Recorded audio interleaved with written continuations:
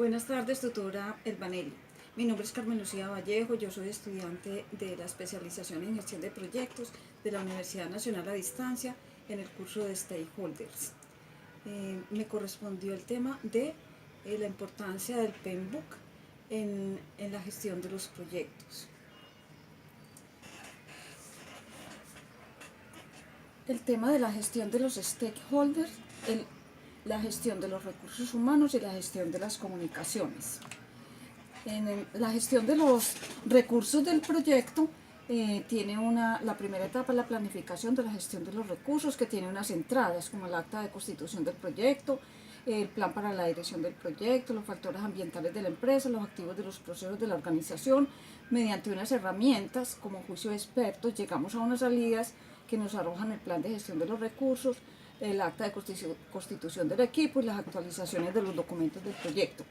Para estimar los recursos de las actividades también tenemos unas entradas que son el plan de dirección del proyecto que ya hemos elaborado, los documentos del proyecto, los factores ambientales de la empresa y los activos de procesos de la organización. Mediante unas herramientas llegamos a unas salidas que las herramientas que utilizamos en este momento son el de juicio de expertos.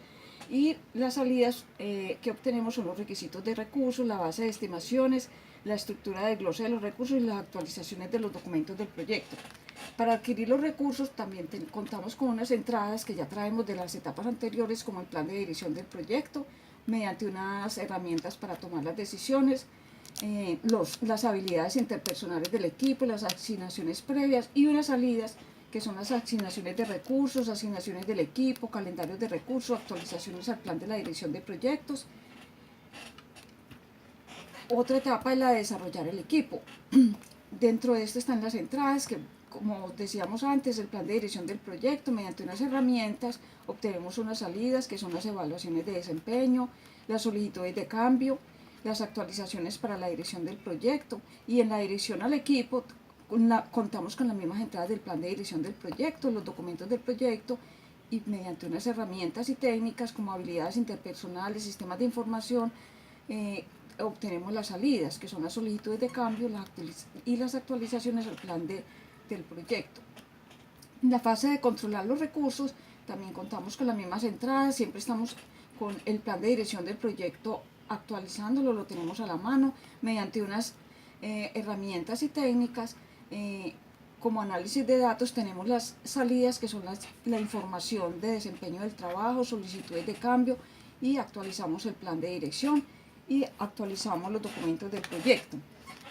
Pasamos a la descripción general de la gestión de las comunicaciones. Tenemos la primera fase, que es planificar la gestión de las comunicaciones con unas entradas. Siempre contamos con el acta de constitución del proyecto, con herramientas y técnicas, y obtenemos unas salidas para el plan de gestión de las comunicaciones, actualizaciones al plan de dirección del proyecto y actualizaciones a los documentos del proyecto. En cuanto a la gestión de las comunicaciones, seguimos con el plan para la dirección del proyecto como el documento base, y mediante unas herramientas tenemos unas salidas, que es el proyecto de comunicaciones, las actualizaciones al plan de la dirección del proyecto y las actualizaciones a los documentos del proyecto y de los activos de los procesos de la organización. Cuando vamos a monitorear las comunicaciones tenemos unas entradas, seguimos con el plan de dirección del proyecto. Mediante unas herramientas obtenemos unas salidas como la información de desempeño del trabajo, las solicitudes de cambio, las actualizaciones al plan para la dirección del proyecto y las actualizaciones a los documentos del proyecto. Pasamos a la descripción general de lo que es la gestión de los interesados del proyecto.